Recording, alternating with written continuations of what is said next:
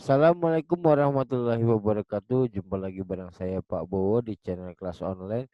Channel yang memberikan informasi pembelajaran bagi sobat belajar dimanapun Anda berada.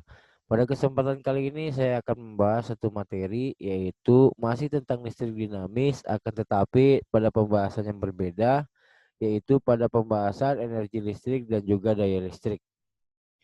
Sebelum saya membahas lebih jauh mengenai materi tentang energi listrik dan daya listrik, jangan lupa untuk mengklik tombol subscribe dan nyalakan tombol loncengnya agar sobat semua tidak ketinggalan update video terbaru dari channel kelas online.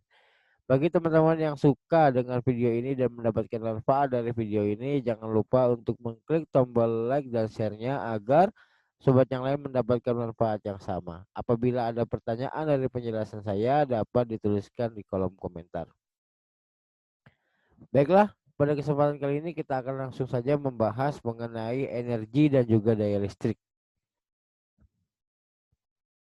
Apakah yang dimaksud dengan energi listrik? Energi listrik merupakan suatu energi yang berasal dari muatan listrik yang menimbulkan medan listrik.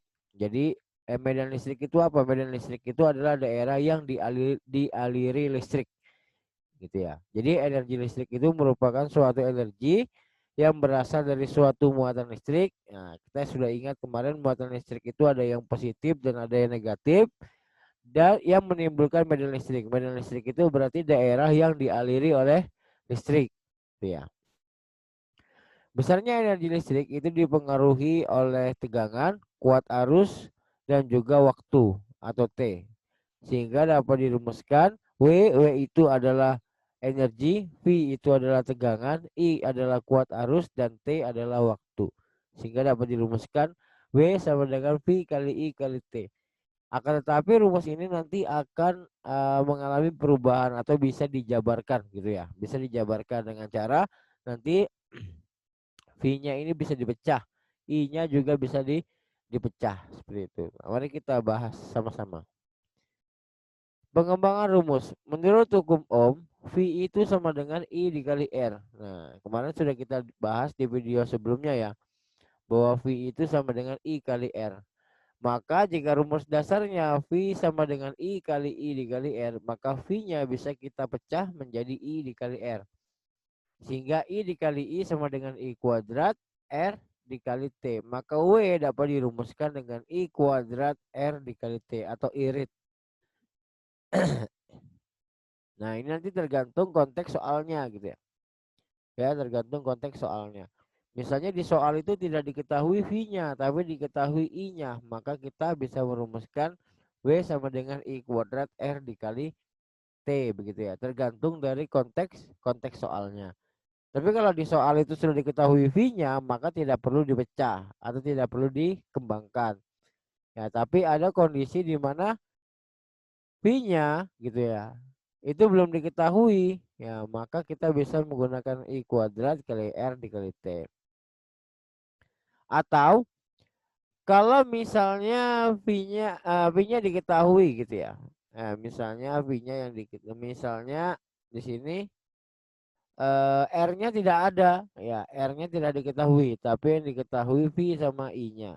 Maka kita dapat merumuskan karena I sama dengan V dikali T gitu ya. Karena I sama dengan V dikali T, maka W sama dengan VI kali T sama dengan V dikali V per I dikali T. I-nya yang kita pecah, maka menjadi V kuadrat dikali T. Ya, jadi soalnya ini bisa berubah tergantung dari konteks soalnya. Yang mana yang diketahui di soal tersebut.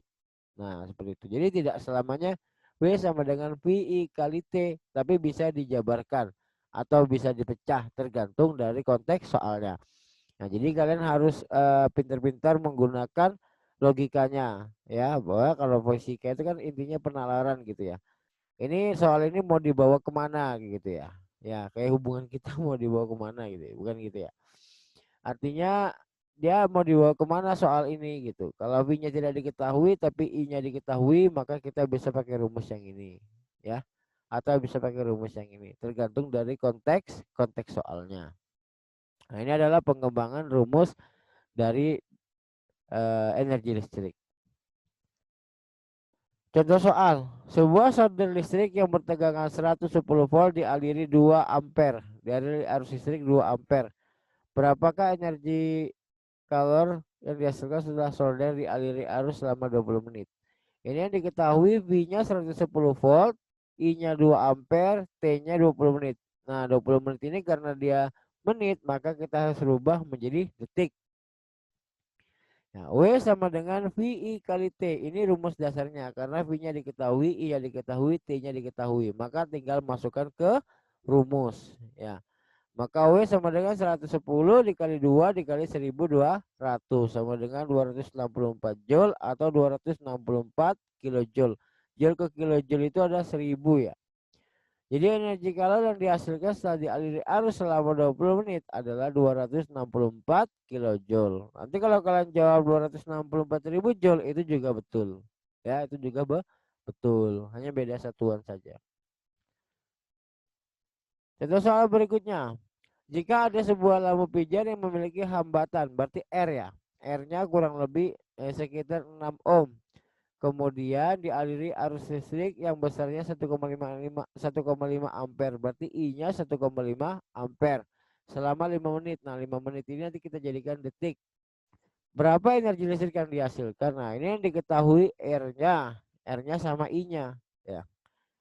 Hambatannya 6 ohm, I-nya 1,5 ampere, waktunya 5 menit.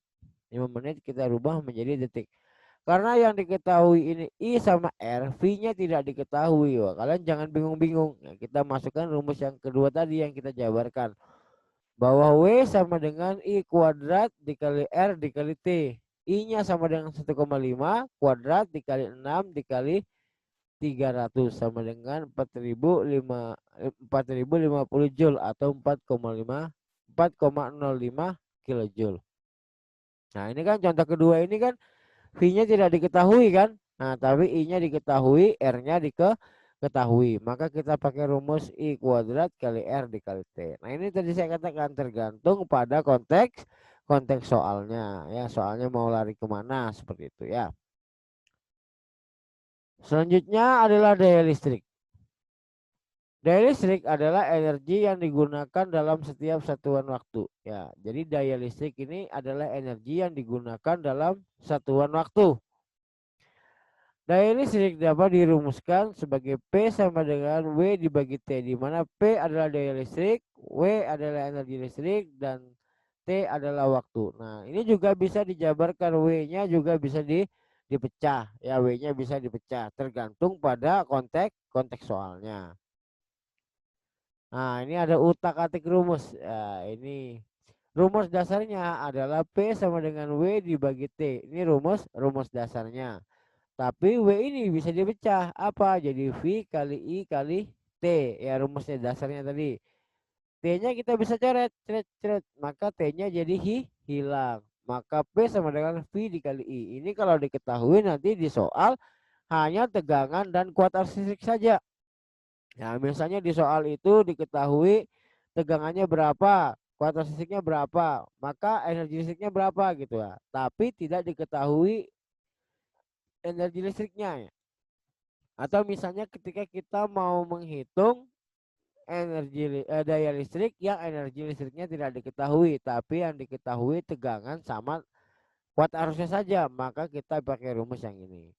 Tapi kalau nanti di soal diketahui energi listriknya berapa, waktunya berapa, ya berarti tinggal masukkan rumus dasar gitu ya. Tapi ketika suatu soal nanti tidak diketahui energi listriknya, tapi yang hanya diketahui tegangan dan kuat arus listrik, maka kita pakai rumus seperti ini. Atau bisa jadi nanti di suatu ketika ada soal yang W-nya tidak diketahui, yang diketahui hanya kuat arus listrik dan hambatan. Maka kita pecah ini. W sama dengan I kuadrat dikali R dikali T. T-nya kita coret. Maka tinggal P sama dengan I kuadrat dikali R. Ini kalau soal yang menanyakan daya listrik apabila hanya diketahui kuat listrik dan hambatannya saja. Ya, tidak diketahui berapa energi listriknya. Atau lagi bisa juga menggunakan rumus P sama dengan P kuadrat per R. Ini kalau kita pecah ya. Ini kalau kita dipecah rumusnya seperti itu. Jadi diingat-ingat, bisa pakai P sama dengan W dibagi T, bisa pakai P sama dengan V kali I kalau diketahui hanya V dan I-nya, bisa menggunakan P I kuadrat dikali R kalau yang diketahui hanya I-nya dan R-nya, serta bisa menggunakan P sama dengan V kuadrat per R apabila yang diketahui hanya V dan R-nya saja. Rumus ini juga nanti bisa digunakan untuk menghitung berapa energi listrik atau berapa biaya listrik yang digunakan gitu ya. Satu bulan berapa kalian bayar listrik gitu. Kita bahas. Contoh soal, Ani sedang melakukan sebuah usaha sebesar 750 joule. Berarti W-nya diketahui nih 750 joule. Untuk memindahkan sebuah meja selama 5 menit. Hitunglah besar daya yang digunakan Ani untuk meja. Ya. Berarti P sama dengan W dibagi T. Ya, W-nya 750, T-nya 300 ya. Berarti 500 dibagi 300 sama dengan 2,5 joule seperti itu. Selanjutnya, ini kalau diketahui V sama I-nya. Ya. Ini kalau diketahui V sama I-nya ya. Sebuah TV LCD memerlukan tegangan 220 volt dan arus listrik sebesar 1,2 ampere untuk mengaktifkannya. Berarti untuk menyalakan TV kita harus menggunakan tegangan 220 volt dan arus listrik sebesar 1,2 ampere. Berapakah daya listrik yang digunakan? Nah, ini yang diketahui V-nya 220, I-nya 1,2. Berarti kalau diketahui V dengan I, maka kita bisa menggunakan rumus P sama dengan V dikali I. P-nya 220 kali 1,2 sama dengan 264 watt. Jadi televisi tersebut mengkonsumsi daya listrik sebesar 264 watt. Nah, gitu ya. Kalau diketahui V sama I-nya, tinggal dikali seperti itu ya. Nah, contoh lain. Nah, ini saya katakan tadi bisa digunakan untuk menghitung biaya listrik. Nah, ini biasanya keluar di soal ujian gitu ya. Dalam sebuah rumah terdapat 4 lampu. Ya, 4 lampu yaitu ada 20 watt, 2 lampu 10 watt, 3 lampu 40 watt menyala selama 5 jam setiap hari. Jika harga listrik per kWh Rp500, berapa biaya yang harus dikeluarkan dalam 1 bulan. Nah, ini kalian kumpulkan gitu ya. Kalian kumpulkan dulu ya. Jadi kalau 4 kali 20, kita jawab lah biar gampang. Nah, ini kalian kumpulkan gitu ya. 4 lampu 20 watt. Nah, 4 kali 20 ya, 4 kali 20 sama dengan 80 watt. 2 lampu 10 watt. Ya, berarti 2 kali 10 jadi 20 watt.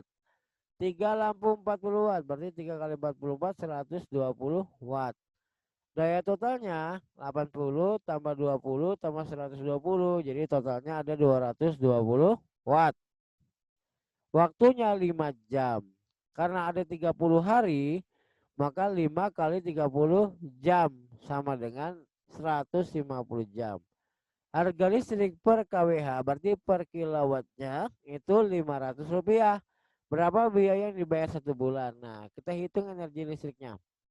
Energi listrik sama dengan daya listrik dikali selang waktu. Berarti daya listriknya ada 220 watt dikali 150 jam. Dari mana Pak? Ini P sama dengan W dibagi T. Maka W sama dengan P kali T. Nah, daya listrik dikali selang waktu sama dengan 220 watt dikali 150 jam. Yaitu berarti ada 33.000 watt jam atau 33 kilowatt jam. Kilowatt jam ini adalah kilowatt per hour. Kenapa Pak tidak dirubah ke detik? Ya karena di sini satuannya kWh, kilowatt hour. Hour ini berarti per jam ya, kilowatt jam. Maka tidak perlu dirubah. Ya, kilowatt jam. Kilo dikali watt kali jam. Maka tidak perlu dirubah ya. 33.000 watt jam. Watt ke kilowatt sama dengan 1000 ya, dibagi 1000. berarti sama dengan 33 kilowatt jam ya, atau 33 kWh. 1 kWh nilainya 500, berarti 33 kali 500 sama dengan 16.500 rupiah. Nah, ini adalah cara menghitung biaya listrik dengan menggunakan rumus daya dan energi listrik. Oke, sekian dan terima kasih penjelasan dari saya. Mohon maaf apabila ada kesalahan. Apabila ada pertanyaan bisa langsung dituliskan di kolom komentar. Sekian dan terima kasih. Assalamualaikum warahmatullahi wabarakatuh. Sampai jumpa di video berikutnya.